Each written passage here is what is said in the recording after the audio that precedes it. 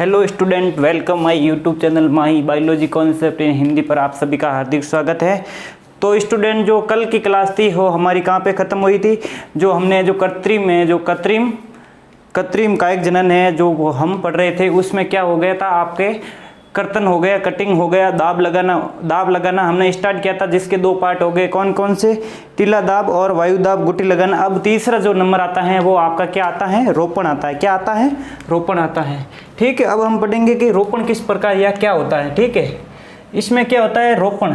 ठीक है, रोपण को इंग्लिश में कहते हैं आपके ग्रेफ्टिंग। ठीक है, इस विधि में क्या होता है कि इस विधि में दो अलग अलग पौधों के भागों को इस प्रकार जोड़ते हैं कि वे संयुक्त होकर एक नए पौधे का रूप में वृद्धि कर सकते हैं। इस विधि में क्या होता है कि दो अलग अलग जाति के पौधे लेते हैं, उन दोनों को इस प्रकार संयोजित किया जाता है या इस प्रकार जोड़ा जाता है जिससे कि वो एक नया पादप बन सके। ठीक है, इसे क्या कहते हैं? रोपण कहते हैं। क्या कहते हैं? रोपण कहते हैं। हम रोपण में एक दो टर्म पढ़ेंगे, शब्द। कौन कौन से? एक तो पढ़ेंगे कलम और एक होगा स्कंद, जो काफी इंपॉर्टेंट है। इन शब्दों को आपको अच्छी तरह से समझना है, क्योंकि इन्हीं शब्दों पे ये जो सारा प्रोसेस है, जो इस रोपण की जो विद्या है, इन्हीं प्रोसेस पे टिकी हुई है। ठीक है, तो सबसे पहले पढ़ेंगे हम क्या? कलम। ठीक है, कि भाई कलम क्या होती है। जो भाई हम रोपण कर रहे हैं किसी पौधे का, तो उसमें एक कलम होती है। क्या होती है? कलम होती है। किसे कहते हैं कलम? पादप के जिस भाग को रोपण किया जाता है उसे क्या कहते हैं? कलम कहते हैं। भाई मैंने आपको पहले भी बोल दिया है कि पादप के दो भागों को आपस में जोड़ा जाता है। ठीक है, इसमें एक तो होता है कलम होता है और एक होता है स्कंद। स्कंद वो होता है जिस पर कलम रोपित की जाती है और कलम वो होता है जो स्कंद पर रोपित होती है। ठीक है, देखिएगा इधर, देखिएगा जो डायग्राम बनाया गया है, इसमें ये क्या है? आपके कलम है। क्या है? कलम है। ठीक है, जिस पर क्या लगी हुई होती है? ये छोटी छोटी कलिकाएं। क्या लगी होती है? कलिकाएं। ठीक है, अब ये कलिकाएं युक्त कलम को हम किस पे रोप देते हैं? स्कंद पे। किस पे? स्कंद पे। ठीक है, जैसे ही स्कंद पर रोपते हैं तो यहाँ पे क्या करते हैं, जैसे कि ये हो गया आपका। ठीक है, अब इसको यहां से क्या कर दिया जाता है? रस्सी के द्वारा इसको मजबूत बांध दिया जाता है, जिससे क्या होती है, इनकी दोनों की आपस में एंडाएं क्या हो जाती, मिल जाती है और एक नया पादप विकसित हो जाता है। ठीक है, ये तो हो गई कलम। और स्कंद क्या होता है? ठीक है, स्कंद को आपको पता चल गया, जिस पर कलम को रोपित किया जाता है, और कलम वो होती है जो स्कंद पर रोपित होती है। ठीक है, ये तो हो गया कलम और स्कंद। ये आपको जान लेना जरूरी है, क्योंकि अगर ये नहीं समझ पाए तो आगे आप ये जो रोपण की विधियां हैं वो एक भी आपको समझ में नहीं आएगी। ठीक है, तो अब हम स्टार्ट करते हैं कि रोपण की विधियां कौन कौन सी होती हैं। ठीक है, मुख्यतः आपके सिलेबस में कितनी विधियां हैं? 4 विधियां। कौन कौन सी? एक होती है हिप या जीवारोपण, एक होती है फच्चर रोपण, एक होती है किरीट या मुकुट रोपण, और जो चौथी होती है आपकी कलिका रोपण। क्या होती है? कलिका रोपण। तो हम एक एक का विस्तार से पढ़ेंगे। ठीक है, नंबर 1 पे आता है आपका हिप या जीवारोपण। ठीक है, अब इसको नीचे जो कुछ डेरिवेशन दे रखी है इसके बारे में पढ़ लेते हैं, फिर हम इसको समझते हैं। इस प्रकार के रोपण में क्या होता है? स्कंद व कलम का मोटाई क्या होती है? समान होती है। जो ये स्कंद है और ये स्कंद है और ये कलम है, इनकी दोनों की मोटाई या आकार दोनों का क्या होता है? समान होता है। ठीक है, अब क्या किया जाता है? इस स्कंद पर क्या किया जाता है? कलम को कलिका युक्त क्या किया जाता है? इसको जोड़ दिया जाता है। ठीक है, इस पर फिट कर दिया जाता है और इसको क्या कर दिया जाता है?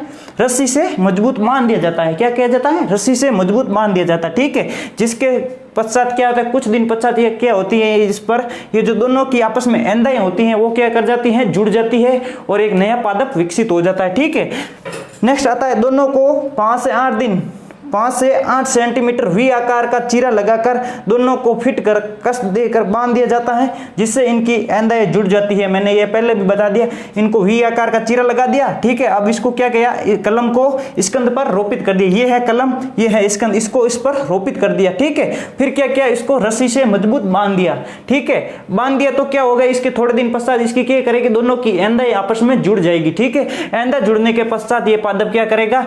दोनों ही एक नया पादप बन जाएगा, जिससे कि मैंने बताया कि ये जो कलम थी, ठीक है, इसका लक्षण है कि ये किसके थे? सफेद फूल।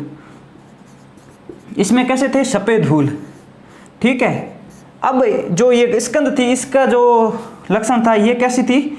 इसका था लाल फूल। ठीक है, अब जब इसको हमने जीवारोपण कर दिया या इसको दोनों को साथ में जोड़ दिया, तो अब इस पे ऐसे लक्षण आएंगे कि इस पे सफेद भी फूल लगेंगे और कैसे लगेंगे, लाल फूल लगेंगे। ठीक है, ये तो हो गई आपकी हिप या जीवारोपण। क्या हो गई, हिप या जीवारोपण। इसके बाद आती है आपकी नंबर सेकंड पे कौन, फच्चर रोपण। क्या होती है, फच्चर रोपण। ठीक है, अब इस फच्चर रोपण में क्या होता है, इसमें स्कंद व कलम का व्यास समान होता है। जो स्कंद होती हैं और ये स्कंद होती हैं और ये व्यास होती है कलम का, तो दोनों का व्यास क्या होता है, एक समान होता है। ठीक है, स्कंद में वी आकार का चीरा लगाते हैं। ये होगा स्कंद में किस प्रकार का, वी आकार का चीरा लगाते हैं। ठीक है, और जो कलम में होती है वो किस प्रकार का चीरा लगाता है, वेज आकार का चीरा लगाते हैं। कौन सा, वेज आकार का। ठीक है, अब जबकि कलम में वेज आकार का चीरा लगाते हैं और उसे जोड़ दिया जाता है, और फिर इसको क्या कर दिया जाता है, स्कंद और कलम को आपस में जोड़ दिया जाता है और रस्सी से मजबूत बांध दिया जाता है।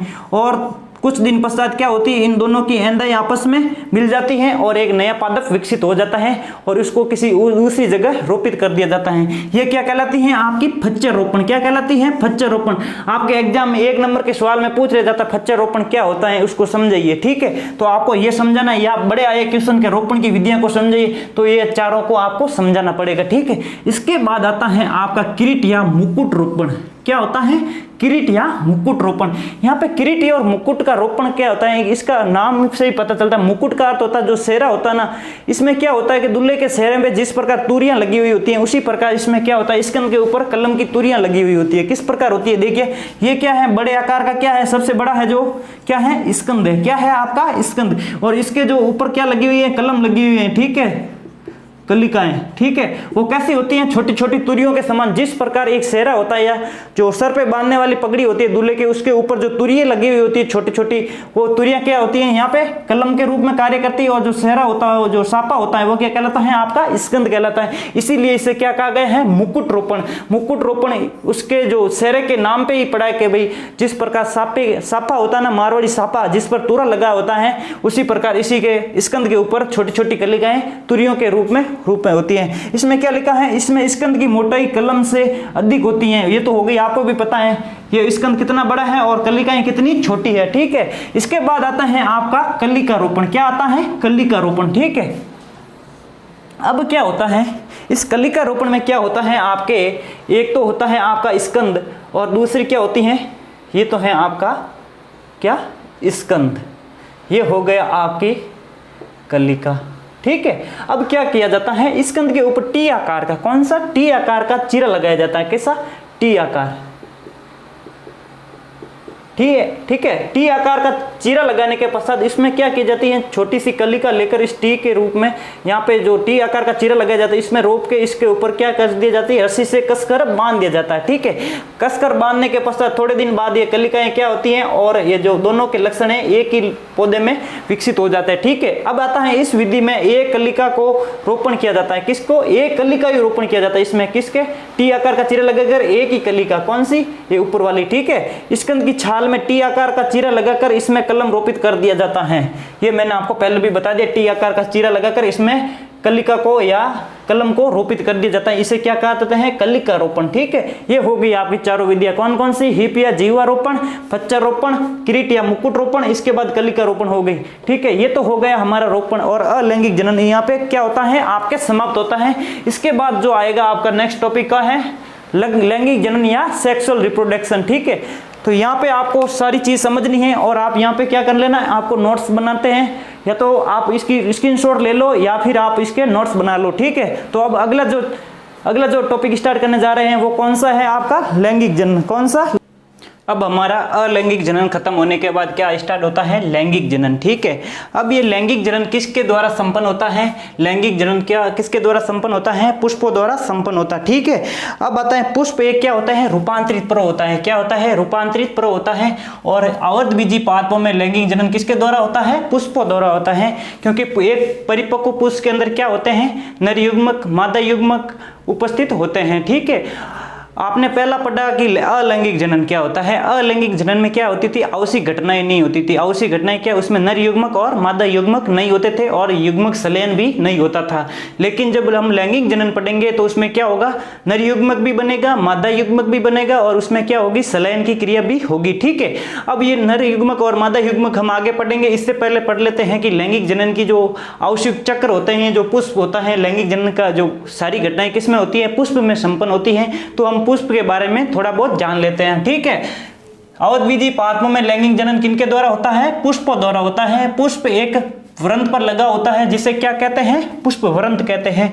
और ये जो भाग होता है क्या कहलाता है आपका, पुष्प वृंत। क्या कहलाता है, पुष्प वृंत। पुष्प है जो जिस वृंत, ये क्या है, यहाँ पे वृंत है। ठीक है, इस वृंत पे जुड़े हुए होता है, इसे क्या कहते हैं, पुष्प वृंत कहते हैं। पुष्प वृंत का नीचे वाला फुला हुआ भाग क्या कहलाता है, पुष्पासन कहलाता है। क्या कहलाता है, पुष्पासन। क्या कहलाता है, पुष्पासन कहलाता है। पुष्प के जो नीचे फुला हुआ भाग होता है ये पुष्प वृंत हो गया आपके। ठीक है, और ये जो नीचे वाला फुला हुआ भाग क्या कहलाता है, पुष्पासन।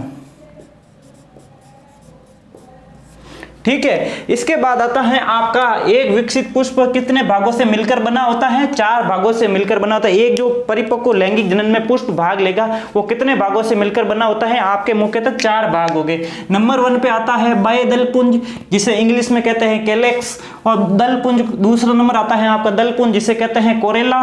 नंबर 3 पे आता है जायांग, गाइनोशियम, और जो नंबर 4 पे आता है पुंकेसर, जिसे क्या कहते हैं, एंड्रोशियम और गाइनोशियम।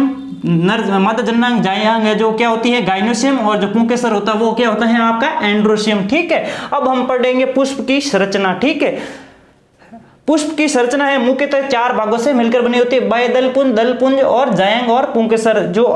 जो है बाह्यदलपुंज है और दलपुंज है, ये क्या होते हैं आपके आवश्यक चक्र होते हैं, नहीं सहायक चक्र होते हैं। क्या होते हैं, सहायक चक्र।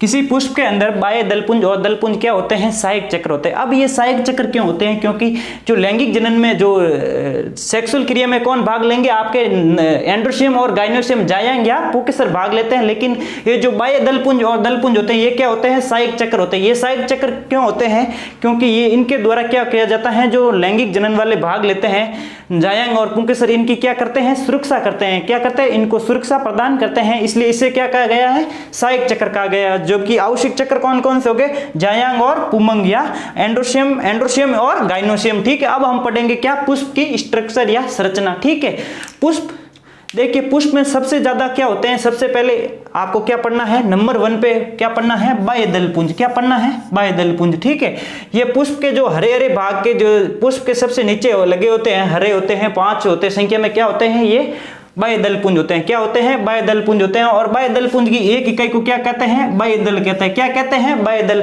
आपके 1 नंबर के सवाल में पूछा जाता है कि बाह्यदलपुंज की इकाई को क्या कहते हैं, या एक इकाई को क्या कहते हैं, या एक यूनिट को क्या कहते हैं, तो बाह्यदल कहते हैं। और इंग्लिश में इसे क्या कहते हैं, सेपल्स कहते हैं। क्या कहते हैं, सेपल्स कहते हैं। ठीक है, इसके बाद आता है नंबर 2 आपका।